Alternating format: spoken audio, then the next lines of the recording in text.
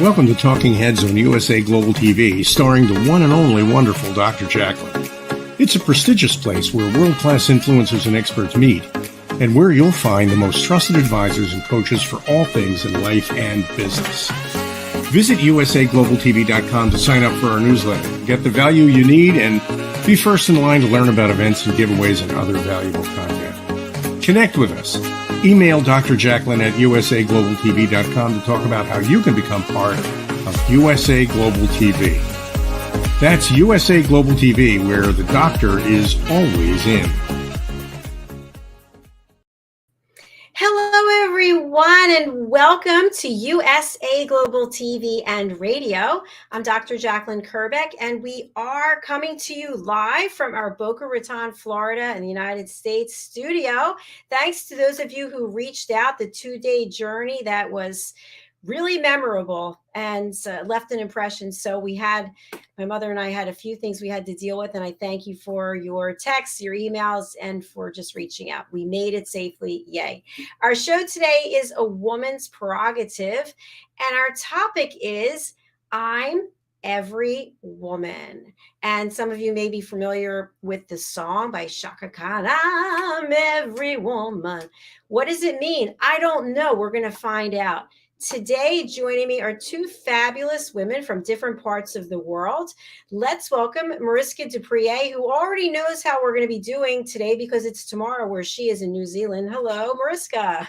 Hello. Yes, indeed. Hopefully, I haven't seen everything. Maybe I have missed the show, which is really bad. So this is going to be a first for me too. Yay. Well, I think maybe in addition to being a transformational and leadership coach, you actually could be clairvoyant and just tell people what they can expect in the next 24 hours since you're already ahead of us. It's possible. Yeah. It is very possible. It is looking bright and sunny. And I know that if maybe your environment is not looking bright and sunny, at least inside, it's going to be bright and sunny. So we are set for a good show. We are. I'm super excited.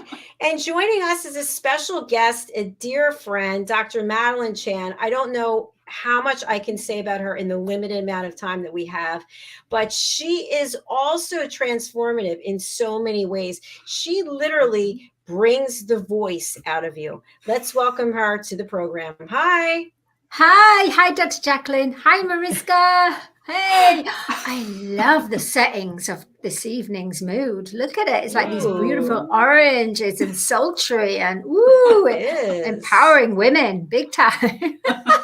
The sensuality of women, put it that way. Yeah, yes. Wow, sexuality, that's a whole other show, a whole other topic. Yeah. But I like the way you're going with that. So, Dr. Chan, a question I have for you, because you just mentioned sultry, sexuality, this background. Yes. When you think about environment and you think about being a woman, how important are your surroundings to your mood? That's a good question. That is really a good question. Thank you. The surroundings in relation to the importance of a woman. I honestly feel that there's a lot of women that put so much on the outer reality of their surroundings and do not put as much on their inner reality. And I feel that, outer reality is the way that we're brought up, how we're supposed to look, or how the media, that supermodel that's on the cover of a magazine. Obviously, you're not going to look like her because she's been photoshopped. She's been taken inches off her body. She's made to look perfect. And we are not perfect on the outside. But the inside, we are perfection. That's good answer. Thank you. I'm going to go over to you, Mariska. How important are your surroundings, your environment to your frame of mind?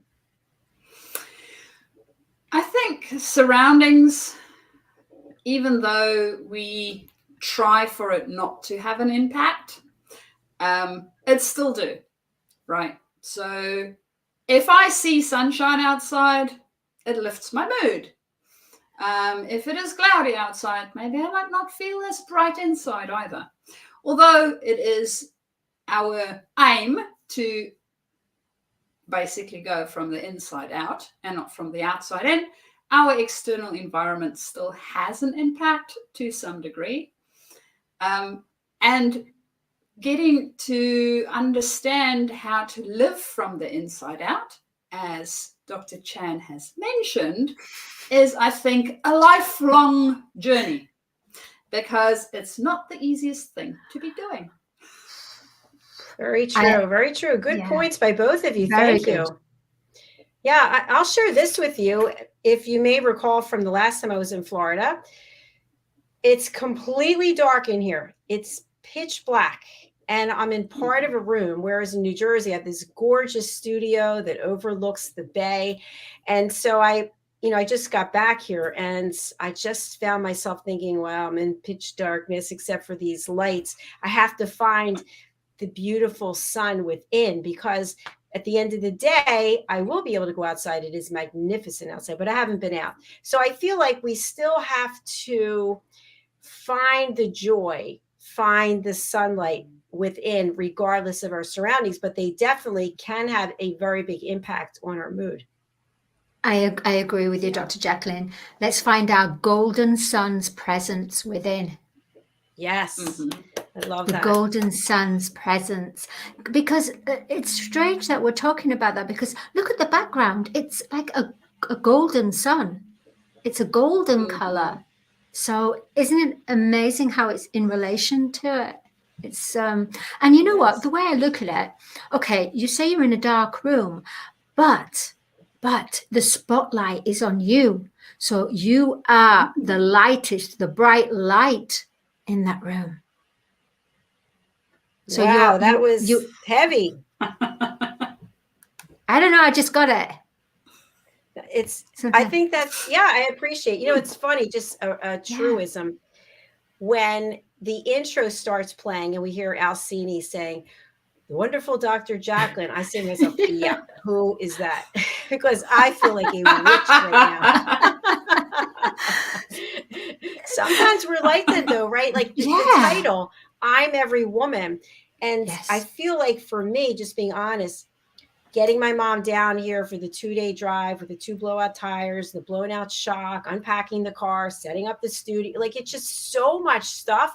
And you have to just keep putting on hats and keep going. But at the same time, as a human, you feel it. You feel that you're being pushed and you're being tested. I totally agree with you. We are in those times of being tested. The masks are falling off. Mm-hmm. Exactly, because there's so many women that protect themselves in that mask, and there's no need to, but it's what they've known and what they're accustomed to and what they're familiar with. So the masks are coming off, and we are taking back 2023. We are taking back our power. That doesn't necessarily mean our outer power, that's our inner. We're taking back our power. So where we've given our power out to someone who has, because everything is energy. So a woman empowerment is taking back her power. Because I'd like to talk to something about the negative side of a woman's empowerment. That's quite interesting. What is the negative side, the opposite of a woman's empowerment? Because many women fall into this. I myself have fallen into this. Would you describe this as victimhood or something else? No, not victimhood. More about how women like to compete with each other. It's silly. Mm-hmm. It's absolutely ridiculous. No matter what it stands for, like the community or the organization, women naturally have to compete with each other. Not all women, but a lot of them. A lot of women are worse than men in some cases. So I don't know. I don't know what are your thoughts about that, Mariska, with the negative side? It's interesting. I think to a degree, I think sometimes because we don't stand strong enough in ourselves, we have this tendency to swing the pendulum either way too much to the one side or way too much to the other side. And bringing in things that's not really supposed to be there. I saw a advert for, I think it's a movie that's coming out about the king, the woman king. And then I was thinking, why would you want to do that? To me, in my brain, it doesn't make sense. One, there's a name for it. It's called a queen, right? So that's number one. Number two, if you are standing in your power as a female, right? Why do you want to have a piece on there that says male? My brain couldn't quite comprehend it. I mean, if we have both entities within us, right? And yes. If you are balanced, that's where you're supposed to be. You're supposed to be in that balanced state. And I don't care whether your body is male or female. You as a being, you're supposed to be in that balanced state. That's where we are striving to get to. So I think sometimes we misplace that. We swing too far to either end, and then these things come up. And for myself, I have been in environments where, unfortunately, ladies feel competition with each other. And they get really nasty, really nasty. And I didn't see the whole intention of it, because if you do that, everybody's brought down, right? Instead of rising the ocean so that you rise all the ships type of philosophy. Yeah. So that's my point of view. That is a really, I love you share that. I do. Yeah.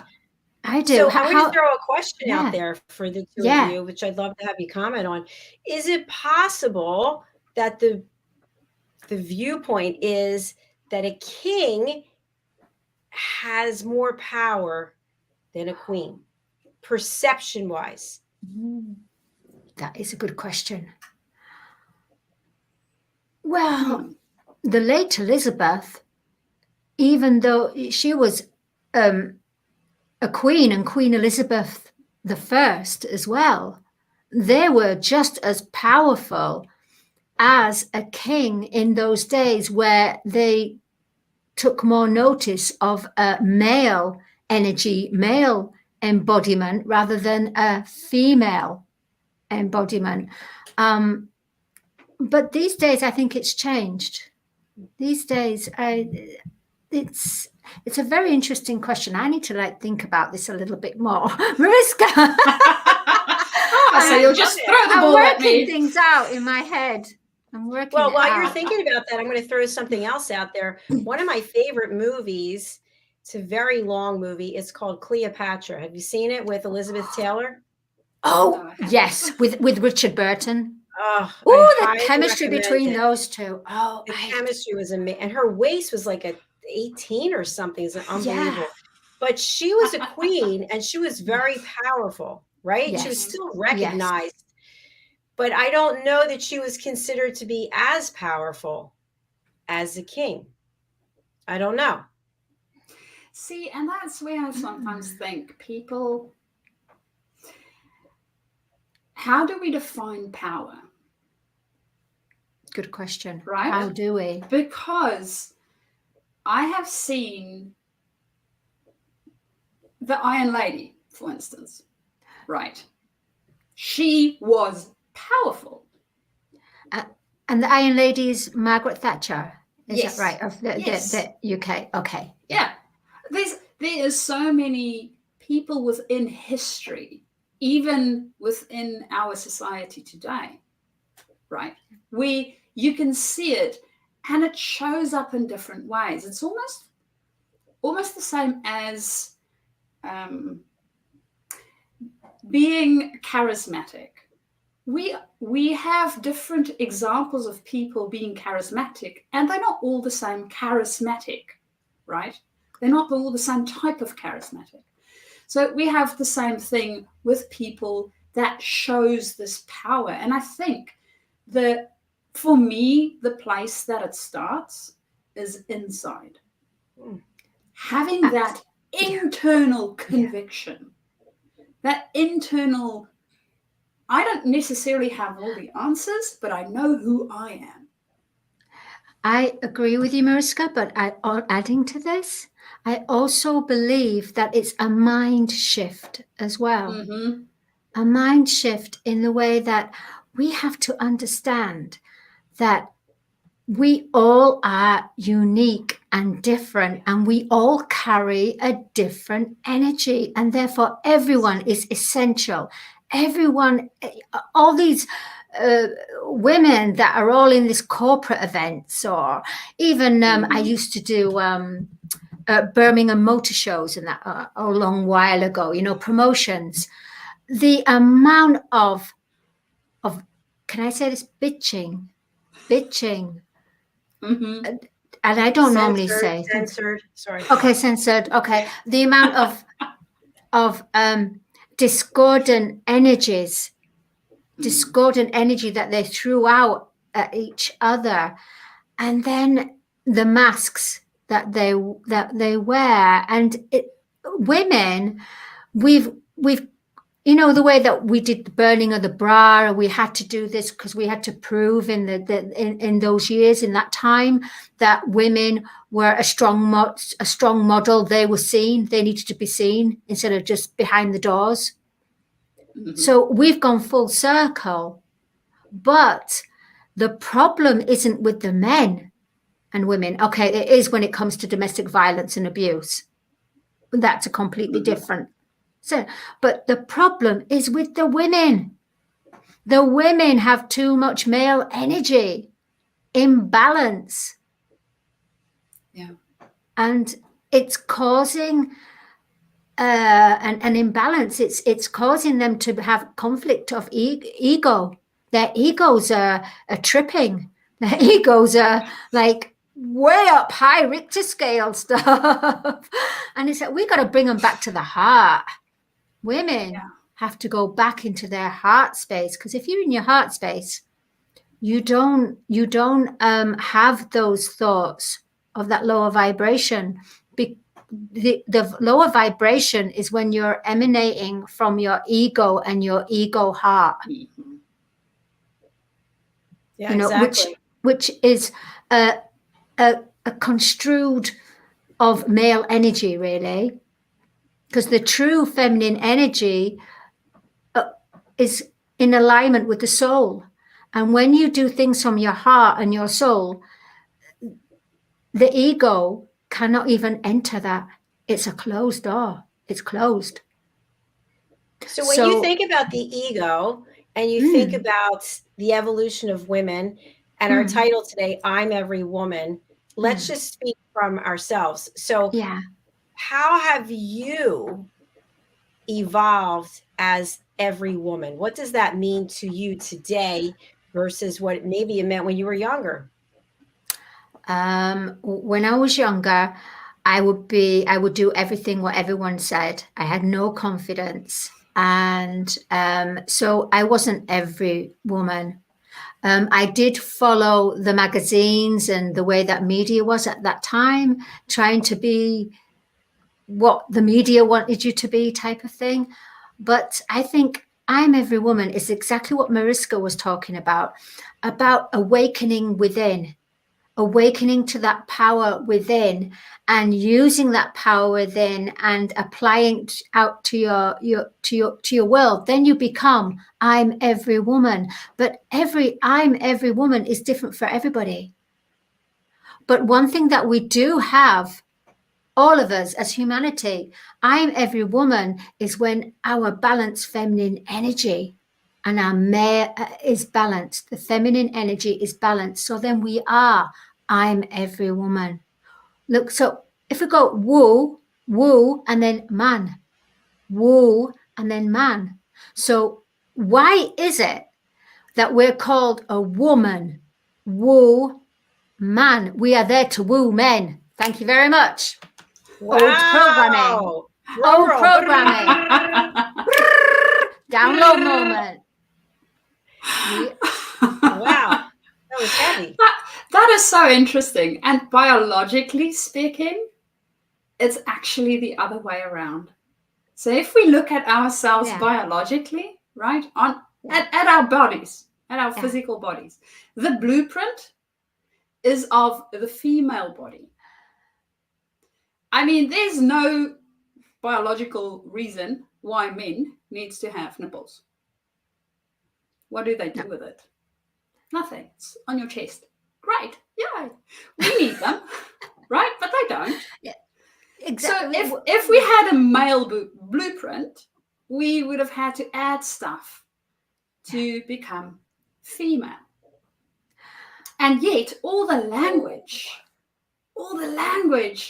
goes from a male's point instead of it is so interesting how biologically we actually one part we showing up as one part, and yet our language shows up so different. To enhance that even more, Mariska, this is fantastic. Also, because Earth, she is a feminine. Earth is feminine, and Earth gives birth. So women are the only ones to give birth. Yeah. So we would have a feminine blueprint. We have to. And with men, that's quite the only thing I can think of I don't actually know about the men's blueprint, but I didn't know that it was a feminine blueprint. But the understanding is because Earth, we are part of Earth, and she is a she. She's a she, and she energy. She gives birth. So we are the privileged, really, if you think about it. Woman is privileged. So men should woo over woman, not the other way around. It's interesting. We had the men's show right before this, and I produced it. And the topic was how women start to dominate a man's life. Oh, that is it. Oh, I'll have to watch. Oh my gosh, I didn't know. Oh, that is interesting. So when you think about I'm every woman, and you think about the woman you are today versus who you've been in the past, have you ever felt like or been told that you dominated a man's life? For example, maybe it started out subtly. I've done this. It's like you meet a guy and you think to yourself, he would be perfect if, and it starts with his clothing. I know I can get him to change his entire wardrobe. And it starts that way. And then it just oh my God. Have you ever had that where you were dominating a man's life, telling him what to do, picking out things for him, and so on? Yeah, I kind of went into the role of being a mother because maybe he wanted to go out with a mothering type.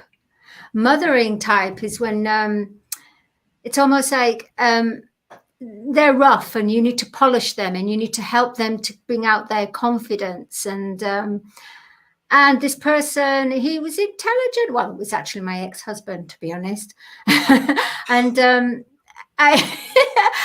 and his wardrobe was not that great. In fact, he didn't really care about his appearance. And so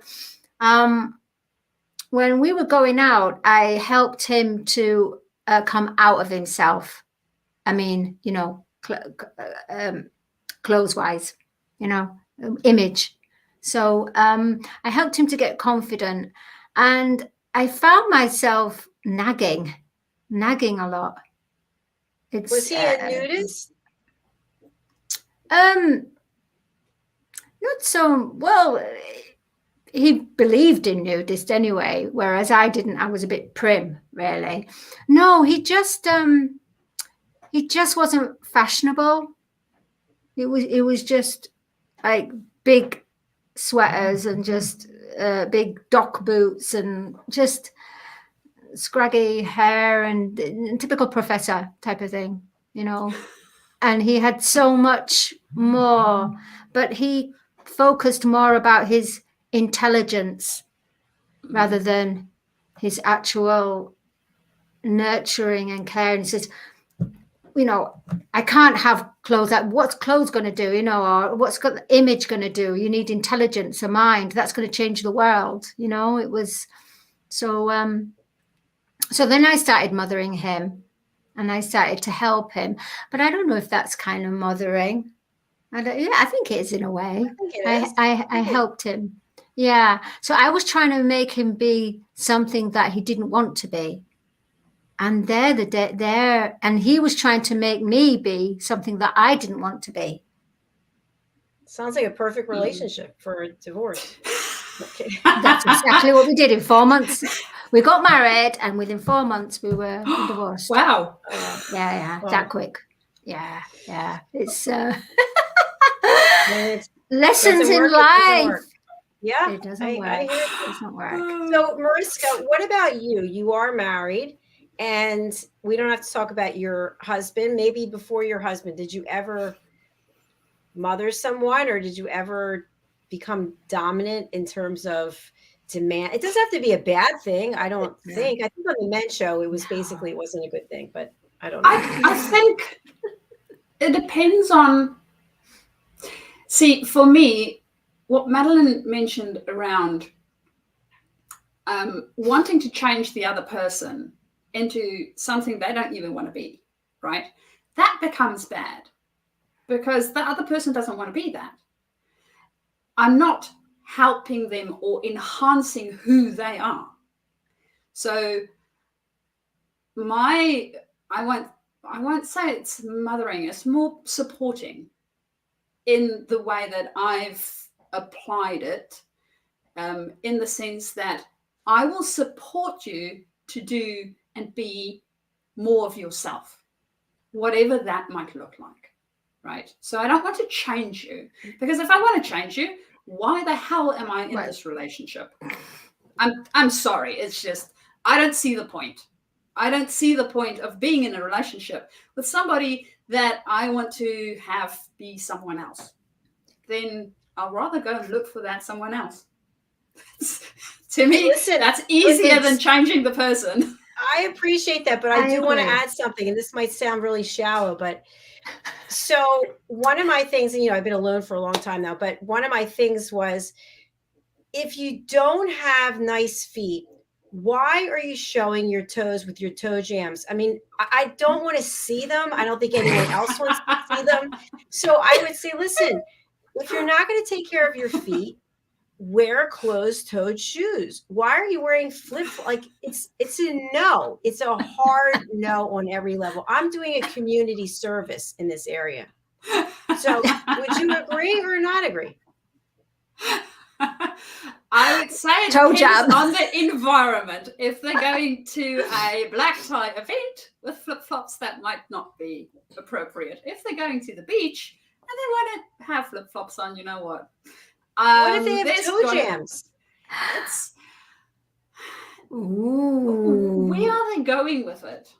To the beach. They're going to the beach, and their feet are gnarly with hanging toenails. And I think it's a no. Yeah. I would prefer that you take care of yourself. And the only reason, right, that I would prefer you take care of yourself is so other people won't be scared away by you. because I know what a lovely, intelligent person you are inside. And unfortunately, in the world we live in, most people judge a book by its cover. And if its cover has nasty toenails and might be smelly, we will most probably not get close to the book, right? So how will we discover anything about the book? I'm donating Exactly. to the public library. Yeah, that's It's right. So, Dr. Chan, what are your thoughts? this is toe jammed completely. This door is jammed completely. I think that unfortunately, a lot of people, I myself in the past, I neglected my feet. I don't know. It's just that you just don't think of your feet. People think of the top part of but not the actual feet. And it's only when summer happens and you get your strappy sandals out, that's like, oh my gosh, I got to pay attention to the feet. Or if you practice yoga. Or if you practice, well, I think that if you practice yoga, then you're in the practice of doing self-nurturing and looking after your body parts, your body. I've seen some toe jams in yoga, believe me. Oh God, no! How do you cope? Namaste, friends. Heavy breathing. Deep breathing. Oh my God. People will definitely know about your toe jam now.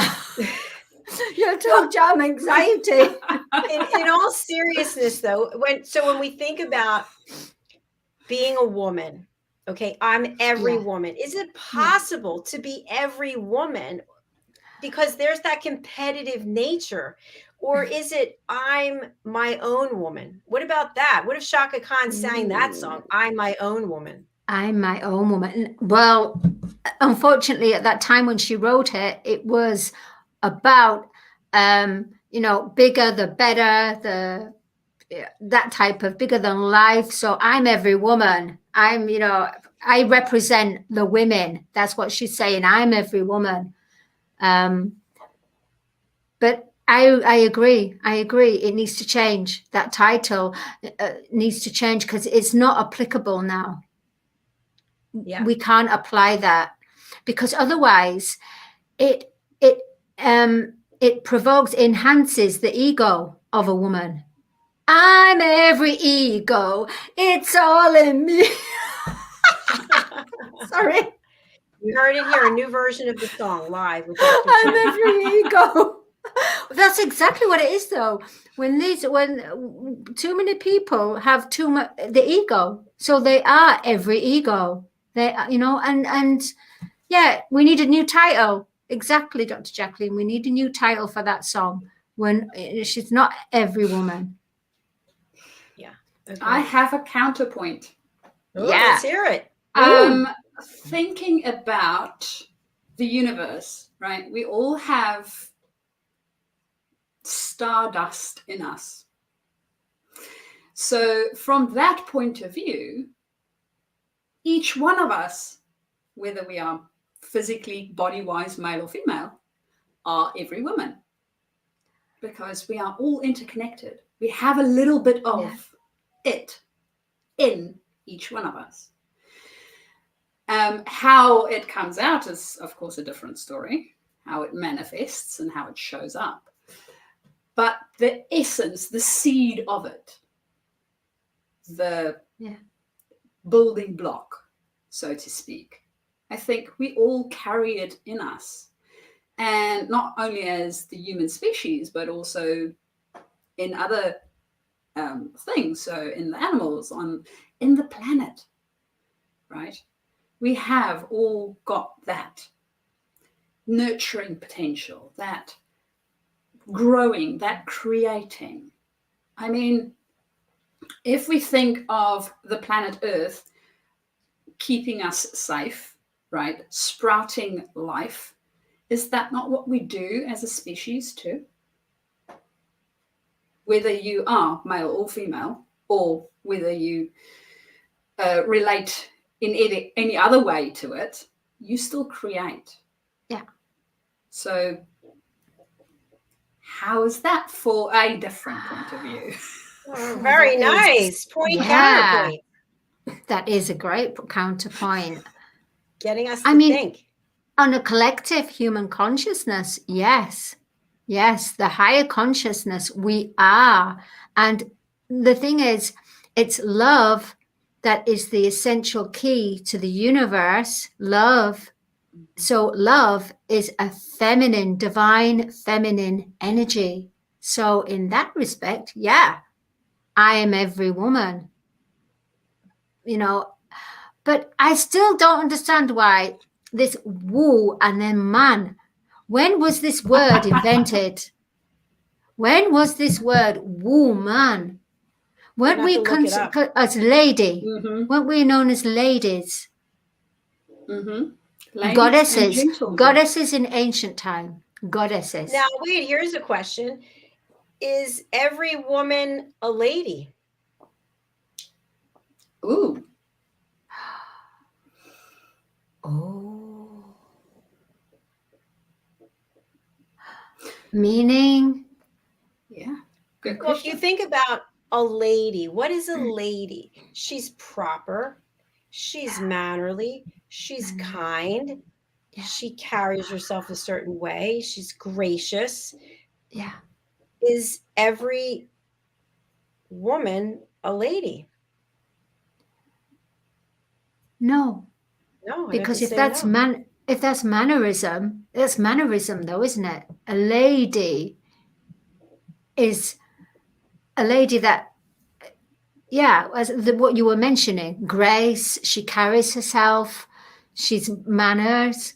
So, but there are some women that do not have that balance, and they're too much male energy. So therefore, they won't reach the lady within them until they connect with their feminine energy, and they then have the potential to become the lady. All right, thank you for that. Mariska, do you have a counterpoint? I see you thinking. She's I'm wondering, so we have lady and gentleman, right? And I think the same point applies whether you are a lady or a gentle. So gentleman is a gentle man. And I cannot say that every man that I know is necessarily a gentle man. Yeah, because that's a good point. No. So is it fair to say that ladies and gentlemen are a subset of women and men? Or is there an intersection? You know, if you have the circles intersecting, is there an intersection between women and ladies and men and gentlemen? It's very deep, and we only have a minute and a half left. So this is true. We need to carry this conversation. That's too deep. Yeah, this is another show. That is a deep. That's a comprehended. That's. I've never thought about lady and woman and gentleman and. Oh. I will almost say that it's an elevated state of being. By the way, I just want to throw this out there because I think this is really important. Yeah. DESZIREE Richardson, who is one of our panelists, she has the Woman of Heart Awards and the Gentleman of Heart Awards. It's not the Man of Heart Awards, and it's not the Lady of Heart Awards. So we have woman and gentleman. Yes. Do you see where I'm going? That's interesting that she decided on it that way. Woman of Heart Awards versus Man of Heart Gentleman. But the men that have a balanced feminine energy because they're coming from their heart. Or so they say. But yeah. I'm wondering whether that is why she went for women and not ladies, that the implication of lady might feel, and this is interesting, right? That it might feel more towards the feminine side, although in practicality, when I think about it, lady is equivalent to gentleman in my brain. Yeah, because in that the period of Jane Eyre and the Revolution, it was when people caught each other, it was my lady. Yeah.